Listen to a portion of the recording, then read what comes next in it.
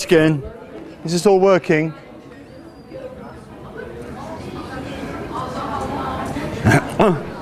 Right, I want to carry on talking about intellectual property with another example. If I can have your attention, please. Right, this is a little collection of books which my daughter had. She's grown out of them now. She says they're baby books. She's 5.5. Winnie the Pooh Pocket Library, which drew my attention for reasons to do with intellectual property. You see, this little collection of little books, little hard books for babies, is taken from a book that was published in the 1920s called The House at Pooh Corner. And here's this thing that's being sold today, all those years later. And I was interested to look at this and see, did all this emphasis on intellectual property and copyright really lead to the rewarding of the creator of this? Is it not, we know in the music industry that unless you're, Michael Jackson or the Rolling Stones or Tarkan, most people don't make a lot of money. Only a very few big stars make a lot of money. Most people get ripped off by the record companies. Is the same true of literary works, if you could call this a literary work? It's this sort of thing. There you are. There's a little bear, and there are little rhymes and stories and songs and pictures. You might even have seen that there's a Walt Disney film, Winnie the Pooh, based on this book. And then I asked, well, the most important reward that an author can have is have his or her name on the book. So I took a look at the book, right, and here's the back of that book, the little book, and let's look to see what it says on the back of the book in the small print at the bottom. Do a little zoom. There we are. Published under license from the Walt Disney Company. Text and design, copyright 2002, Egmont Books Limited. So, did Walt Disney draw the pictures, and did the Egmont Books Company write the words? The answer is no, they didn't. We've looked there on each of the books. Now if we take this box, which has got the 6 books in it, and look on the bottom of the box, in really, really, really tiny writing, on the bottom of the box, but not on the books, I can zoom in on that. Right? And it says copyright 2002, and there are a whole lot of names. And trustees of the Pooh properties, published under license from the Walt Disney Company. Now I zoom in a little closer. Adapted from Winnie the Pooh, first published 1926. The House at Pooh Corner, published 1928. Text by A.A. Mill. Line drawings by E.H. Shepard. Now they don't even get their names on the book. They just get their names on the bottom of the box in very, very small writing. Now, Winnie the Pooh is an interesting story, because Winnie the Pooh is big business. This little bear is big business. My daughter used to have Winnie the Pooh pyjamas, again, which she's grown out of. It's an interesting story because it shows how intellectual property has expanded and the effect that it's had on big companies. What's the story of Winnie the Pooh and the intellectual property of Winnie the Pooh? A.A. Milne is the man who wrote the book. He died in 1956.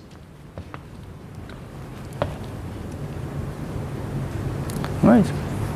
He died in 1956. And what did he do? He left in his will that the rights, the intellectual property rights to the Winnie the Pooh would be given to the English Writers' Union for the purpose of encouraging writers, poor writers, giving them money and so on. So it went to the English Writers' Union.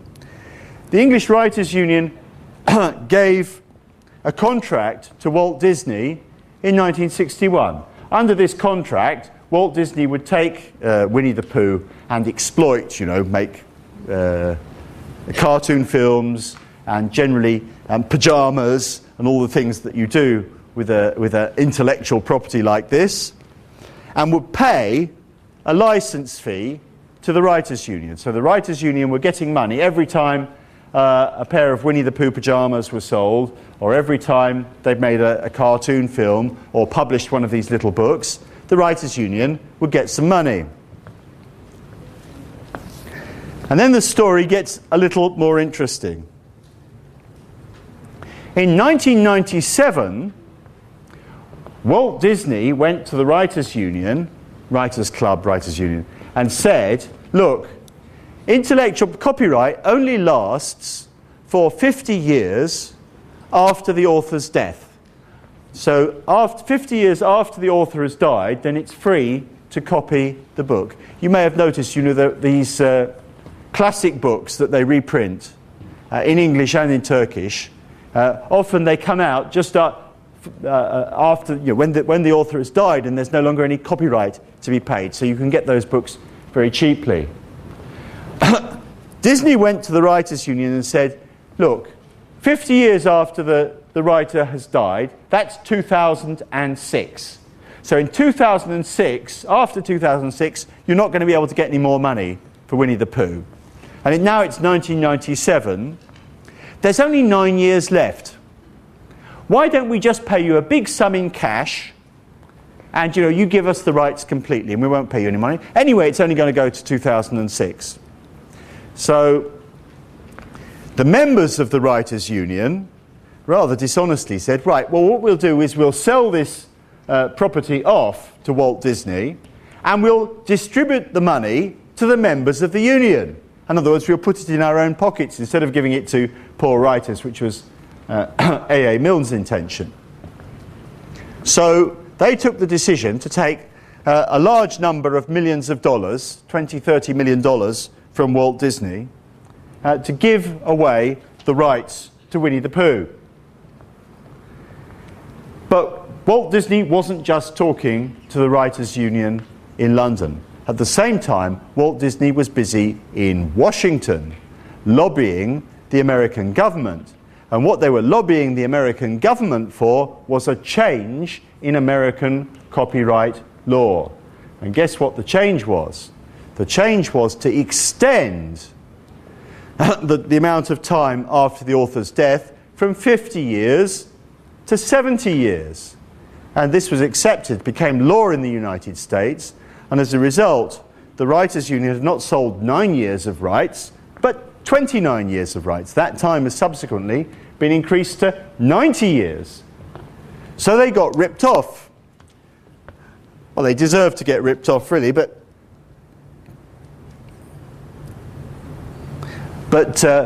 Walt Disney didn't deserve to make that much money. If you now look at the Walt Disney Company's accounts, you'll see on their assets of Walt Disney's accounts a number of intellectual property assets. They don't list them in the published balance sheet, but the estimate is that Winnie the Pooh, this little character on the box, is worth $6 billion to Walt Disney. That's how the amount of figure, $6 billion on Walt Disney's balance sheet is there for the intellectual property rights in Winnie the Pooh. They bought it for a few million pounds. So again, you see, where was the creator in all this? Nowhere. He doesn't even get his name on the book. Who benefited from these intellectual property rights and the way in which they're done? A big company with lots of money. And because they have a monopoly in Winnie the Pooh, they can charge a lot of money for Winnie the Pooh pajamas or Winnie the Pooh books or anything else. Because no one can compete with them because they have a monopoly. Right. Now, if you listen to the Microsofts of this world and other people defending intellectual property rights, you need to have intellectual property rights in order to protect and promote innovation. And what does that mean? It means that they say, well, people wouldn't invent things if they weren't going to get a lot of money for it. They wouldn't go to all the trouble of inventing things. And so what you have to do is have intellectual property laws which ensure that people who invent things get lots of money for them. And then I just thought about this. Let's look at some things which weren't protected by intellectual property law. In other words, which weren't patented. And some inventions, see what happened to them. Well, one invention that was never protected by a patent was the computer.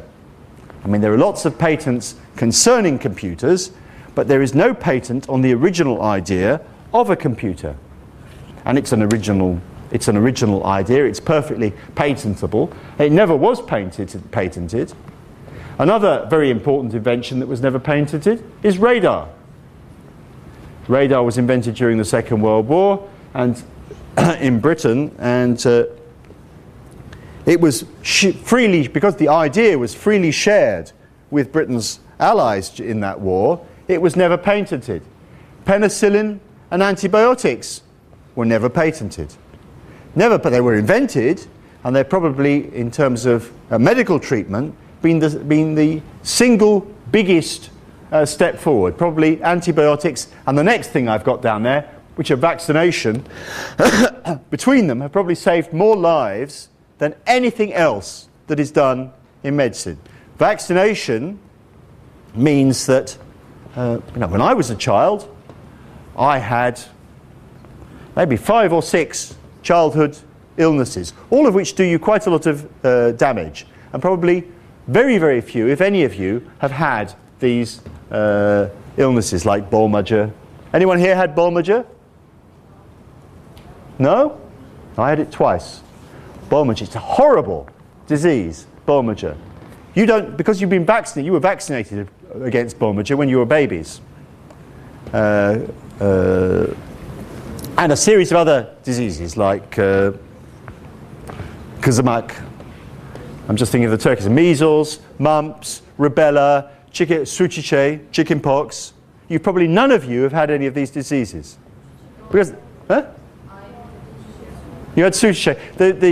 The vaccine for Suchiche is quite recent, so maybe there will be some people who have had Suchiche, and there are chickenpox outbreaks in Istanbul, I know that.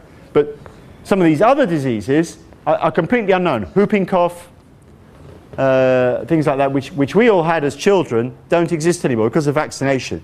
Before there were antibiotics, you could scratch your finger, just a scratch, and die from it. Die from the infection. If you scratched your finger and it was dirty, and you got a bacterial infection, you could easily die from it, which would never be the case now. You're just given a short course of antibiotics and the infection is finished. Neither of these inventions was ever patented. In other words, people invented them not to make money, but for the good of mankind, and they were very successful inventions. They've done a lot of good. A couple of other inventions that were never patented. The atom bomb was never patented. I mean, that's not a particularly positive invention, but it is the case that it was never patented, because if you patent something, you have to make the recipe public, and I don't think anyone ever wanted to make the recipe for making an atom bomb public, and quantum physics was also never patented. So there we are. Patenting, or these intellectual property rights, don't appear not necessarily to be necessary for very important inventions to be invented. Now let's look at some inventions whose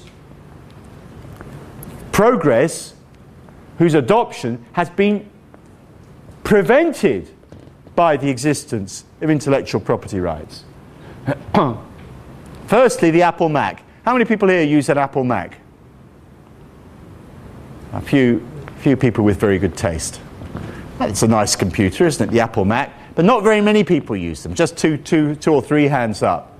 Not very many people have Apple Macs, despite the fact that the Apple Mac from the very beginning was a very, very much nicer and better computer than the PC. From the very beginning, from 1984, whenever the Apple Mac came out. 1984, I mean, the Apple Mac had sound. PCs didn't get sound for another 10 years. They had sound, they had a microphone, loudspeakers, they had lovely graphics, which you didn't have in in a PC. But why was the Apple Mac so much less successful than the much worse PC?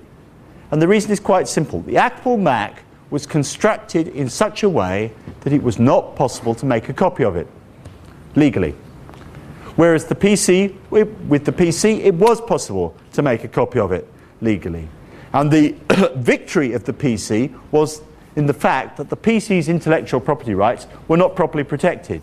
So it was possible to copy PCs, so it was possible for there to be millions of PCs, so it was possible to write programs that would run on millions of PCs, whereas the Apple Mac, because you couldn't copy an Apple Mac, because you could only buy it from Apple, and therefore it was expensive, you didn't have that same snowball effect in terms of software, and the Apple Mac, despite being technically a much nicer machine than a PC, has been unsuccessful because it was protected by intellectual property rights.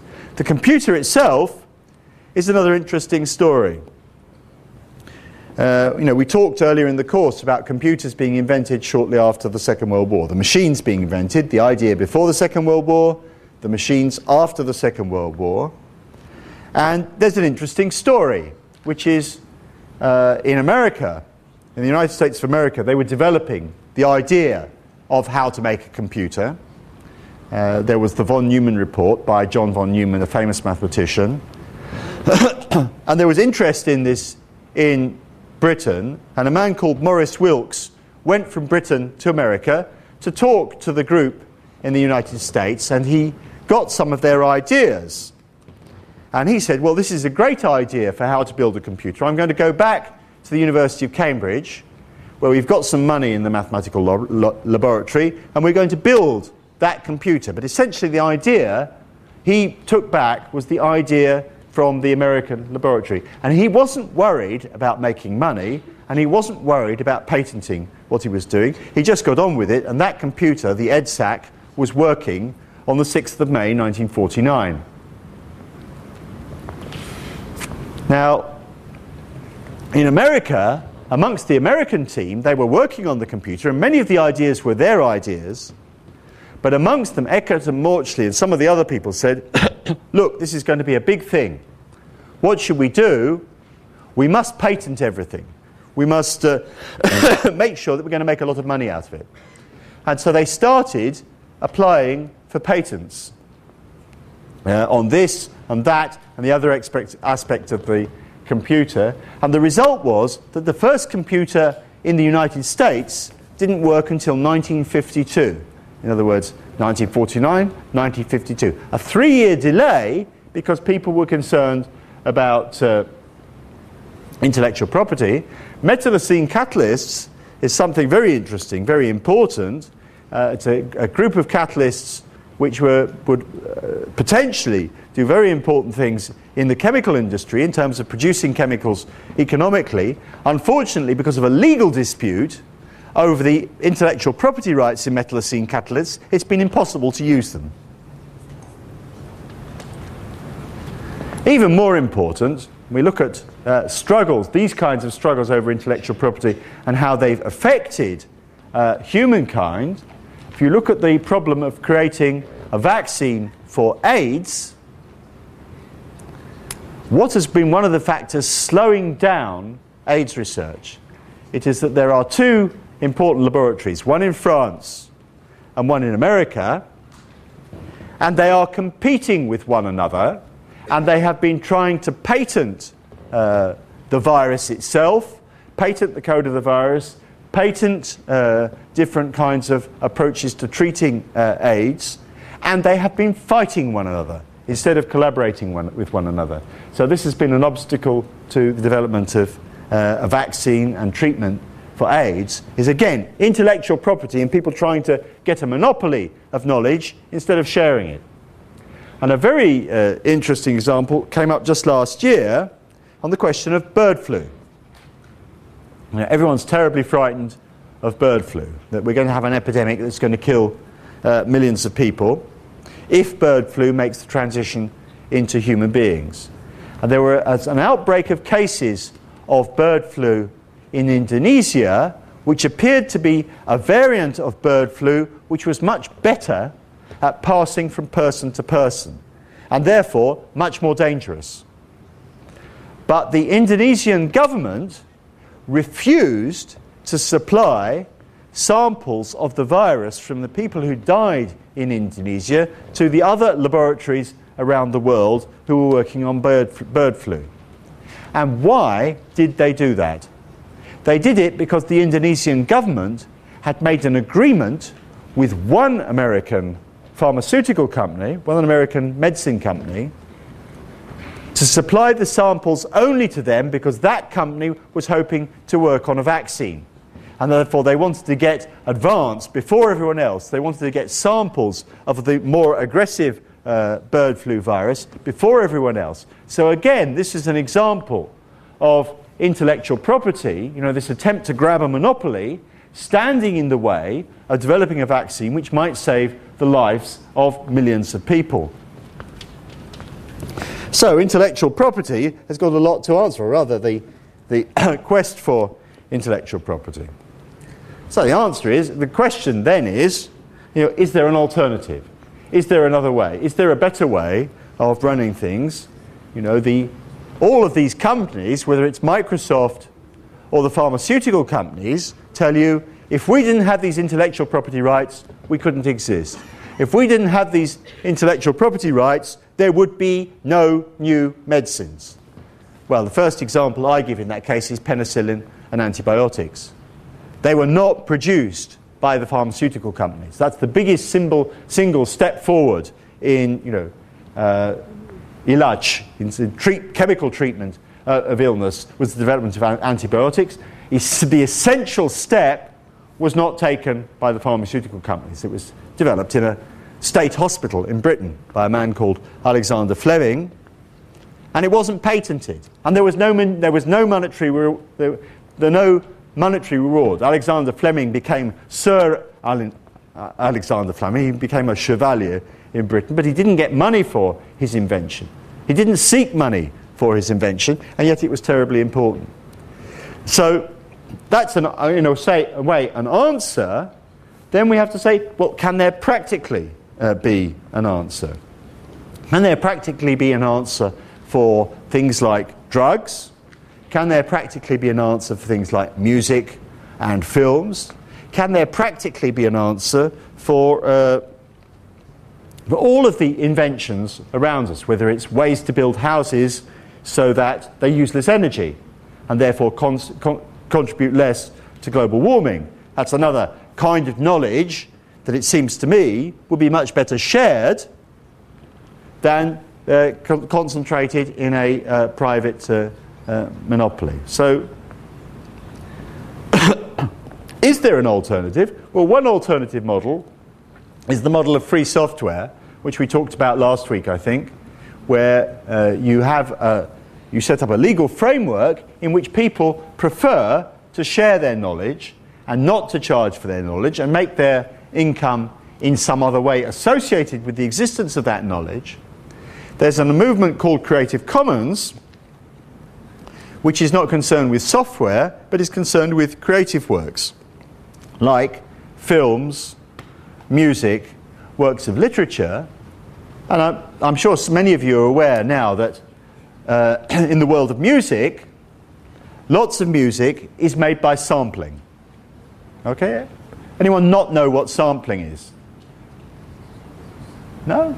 Lots of music is made by sampling. So you pick up any kind of hip-hop or these other modern trends in music, you look on the CD, and what you see is a great long list where they've had to go and get copyright permission from all kinds of other records, where they've taken little bits of the record or sounds from the record or a little riff from that record and incorporated it in a new piece of music. Lots of music is now made that way. Lots of software is made that. Lots of things are made that way. In fact, the very idea of a single inventor who invents something is really quite a silly idea, because it's not the way in which new things are invented. I've told you much earlier in the course about the myth of James Watt as the inventor of the steam engine. Actually, James Watt simply produced a better version of a steam engine that had already been invented. In other words, he relied on somebody else's knowledge. And fortunately for him, it wasn't patented. It wasn't patented, otherwise he'd have had to pay. Maybe he would have been discouraged from making that new invention. So the idea of sharing is increasingly gaining ground because, in an interesting way, just at the same time as many companies are fighting to gain monopolies, other companies, unable to compete against existing monopolies, are trying to find ways of sharing. That's true with computer software and with lots of other things. So the idea of sharing is becoming more popular, just as the idea of state intervention in the economy is becoming much more popular now that private capital has all gone bankrupt, as it has in the credit crunch. And they're all running to different states and saying, can we have some money to keep us afloat? Right, I'm going to skip those slides. So there is possibly a different way based on sharing, and some of these tendencies that we've seen, like free software, and also the Creative Commons movement, have demonstrated that they think there is a better way. You'll find now that there are many groups, for instance music groups, who distribute at least some of their music freely on the internet. Why? Because for them the most important thing isn't necessarily that they should get money for their music, but that people should listen to it, people should use it, people should maybe take it and mash it up to make new music. So this kind of thing, which is encouraged by movements like Creative Commons, is in a way showing a way towards the future. So I'm just going to play you a little clip, which is an advertisement for Creative Commons, about this new way of making things. Creativity always builds on tasks.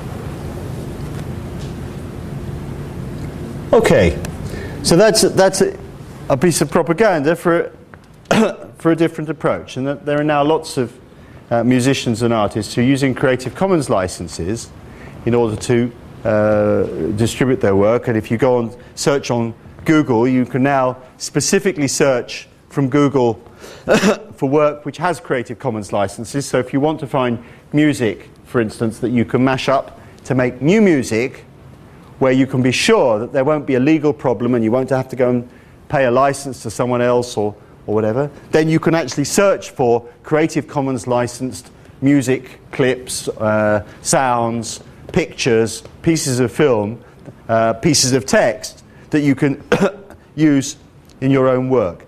So that, again, shows maybe another way forward, a way forward which doesn't involve this, it all's got to belong to me, intellectual property rights. And of course, when we say it's all got to belong to me, the reality, as we showed both by looking at Nirvana and looking at Winnie the Pooh, is that all belongs to me generally means all belongs to some big company, not to the original creator by and large, unless you're one of a small number of very, very successful, popular creators like, I don't know, Michael Jackson or Tarkan or whoever you want to name who's right at the top right now making a lot of money. Okay, so I think that's all I've got to say to you this week. So you can get off early today.